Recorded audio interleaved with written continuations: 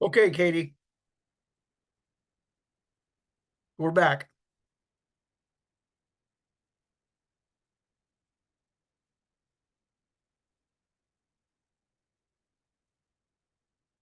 Okay. Can you hear me now? Yep, I can. Hi there. Hi, Hang on. Okay. Can you hear me now? I can. Yes. Um, so I've been with this club every variation for a million years. um, I currently have a '06 and an '09 plan, and I have real strong concerns about the numbers for my '09. The last 2 years, her team has played down numbers, lots of games, to the point where girls are getting injured because they don't have subs. Uh, and so, uh, and I have an amazing amount of faith in the club and in Blake. Blake has coached my older two daughters. My oldest one, he started coaching in 6th grade, and she's graduating college this year. So Blake and I have a lot of history. And I've got nothing but praise for him. So I have a lot of trust that it will get fixed, but it is a big concern, and it's a big concern for a lot of the parents. Yeah, being short players and So playing down players is I just definitely feel like tough. uh, that really does need to be addressed. But it it seems like there are things in the works. So Yes, yes, and we're going to get more of a clear picture once tryouts are completed. To know what we can and what direction we're going to be going, okay, as far as numbers are concerned, and how we're going to be able to deal with that. But certainly avoiding. It's good to get playtime, but it's not where you don't have any subs is no fun. You know what I mean? yeah, Because you're just playing uh, you're just playing for playing sake. You're not really playing to learn and things like that. So yeah, I understand completely. yeah. I mean, when you're playing and you've got 8 or 9 girls on the field versus 11, you're not getting anything out of it. Yes. Um, Regardless of how good you are, or and it doesn't feel good, and they don't come off the field feeling like they've accomplished anything. Yeah. Especially if they lost, if they got pummeled because of it. Yeah. Yeah. I understand. So, I uh, completely understand. Yeah. We like I said, we're gonna be, you know, we're gonna have more answers for sure after tryouts. This was just a preliminary discussion with you guys, kind of to hear your concerns and let you know that we have a plan in place that's gonna awesome. try, to address these issues, and that we are aware of them, and we're gonna try to do our best to address them and stuff like that. And any problems that come up that that need to be notified to you guys, as uncomfortable as they may be, we're gonna let you guys know. You know, Sounds good. so we'll let you go with that. Okay. Yeah, and then yeah. So let me get Shan. I see that you're still there and you've been here for a while as well. You wanna ask a question? Hi, Victor. Yes, I do have a question. It's quite specific. If it's okay if you don't have answer for me.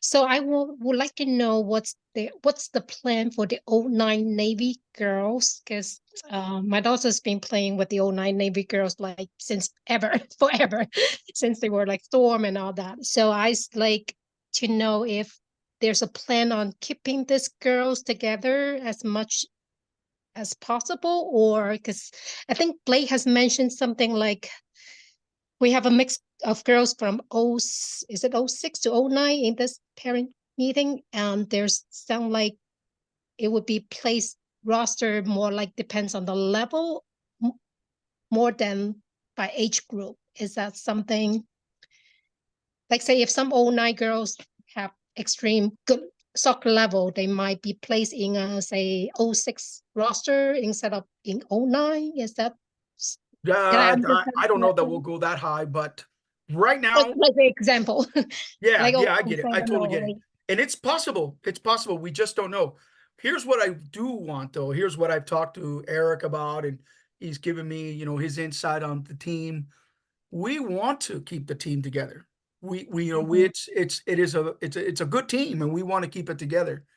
We don't want to lose anybody, and also we want to make sure that all the other teams get stabilized. As I said to Katie, we want each team to be stabilized and have their own numbers, Mhm. and and stuff like that. But definitely, when it comes to the 09, we would like to keep it at its own age.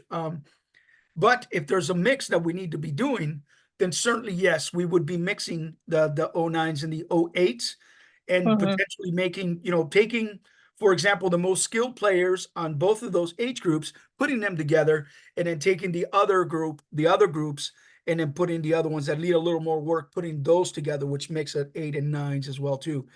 So, but we don't know what the numbers look like yet. But it essentially what we want is we want an 08 team fully stacked. We want an 09 team fully stacked on both sides, Navy and white, and that's kind of the ideal situation that we want. And if we have to do anything, it may have to happen also on the 07s and 06s. We may have to mix those two teams together. We just don't know yet. And it's a good question, but like you said, I don't have the answer for that because the numbers are not definitive yet. Okay, yeah, thank you. No problem. John, you've been here for a while on your iPhone.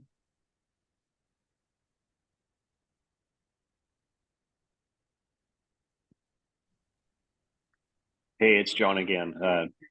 Over the years, well, to give you an idea, my daughter started with, it was TFA way back in the day, my older one as an 02 birth year. So as that club kind of built and developed into a girls' side of things, as they got older, we found that at about age 16 is when we started seeing numbers drop off. And it was fairly consistent over the years, and it's still kind of that way.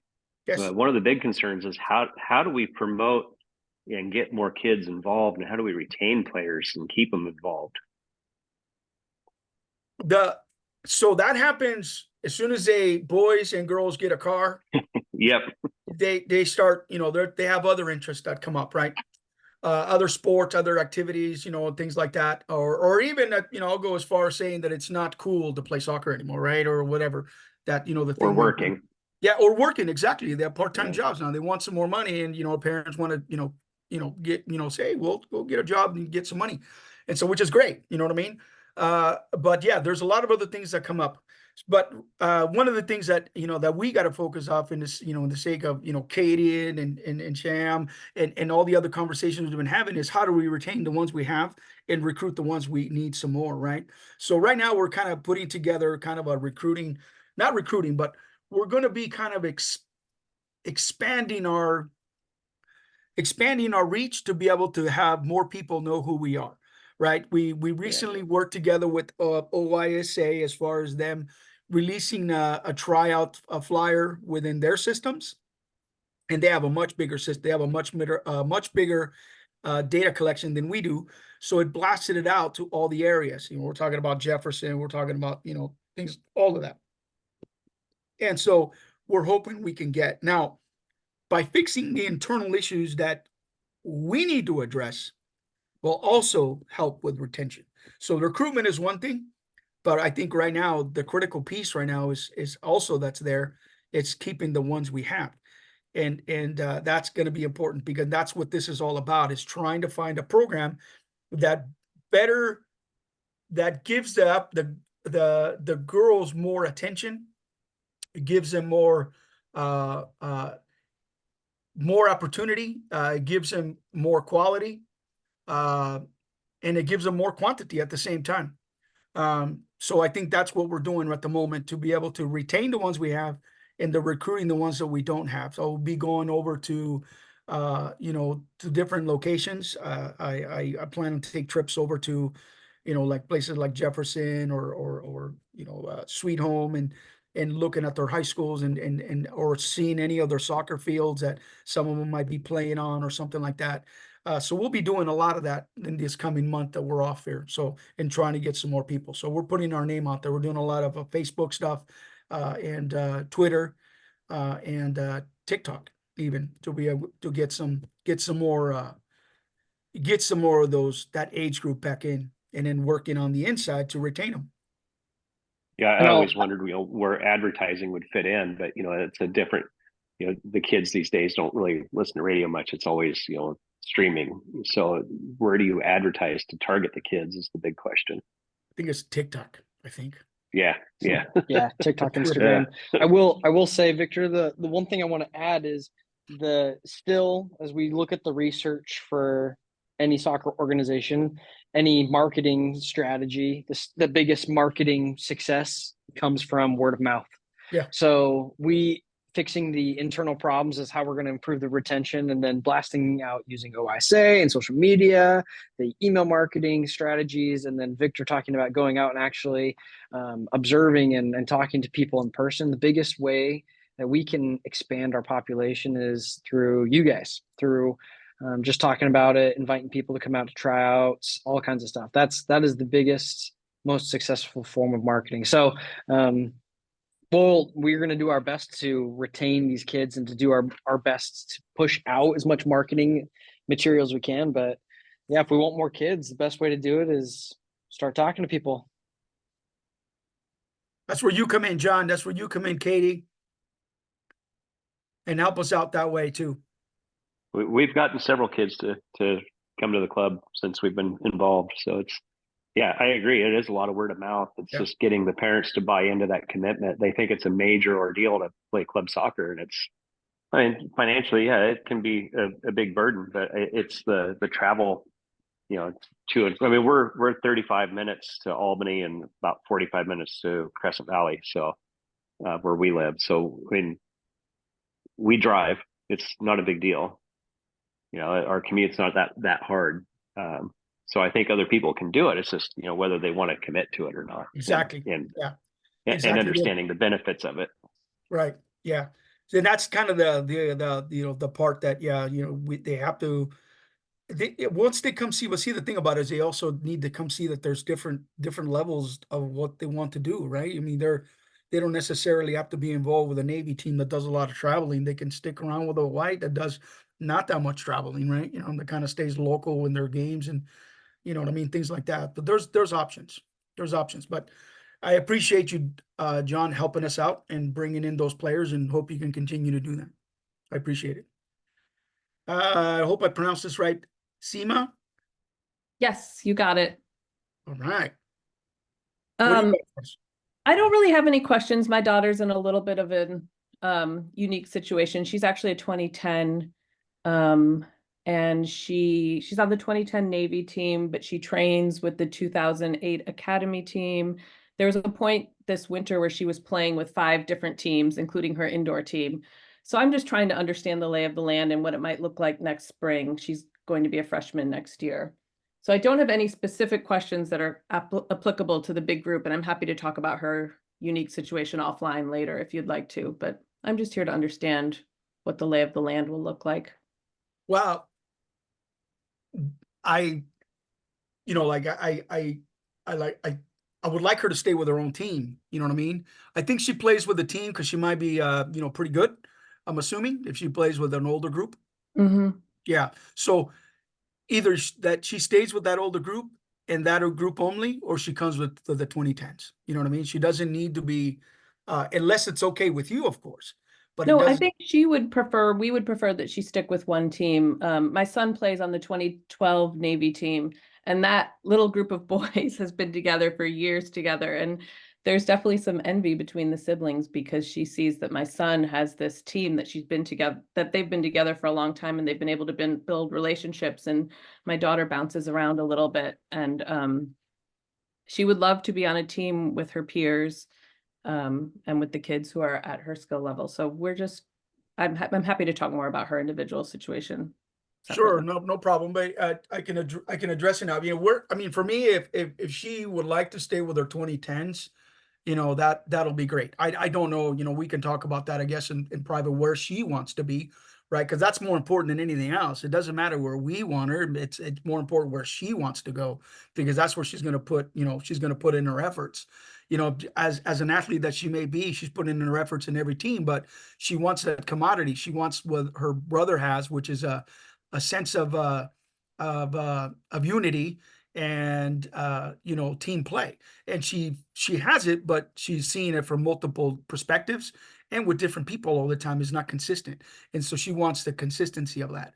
And so, we can work with that as far as where she wants to be, whether she plays with her 2010s or she plays with I think it's what you say, 2012s, I believe you said. Either one, it's just a matter of trying to pick if she's good enough to play with the older team and she wants to stay there.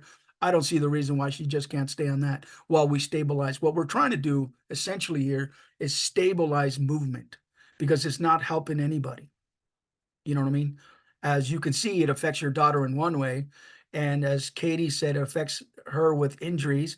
And, we just have a lot of different issues that are coming out because of the fact that we're having them play different situations and a tremendous amount of minutes of playtime, which is not good, because that results in injuries.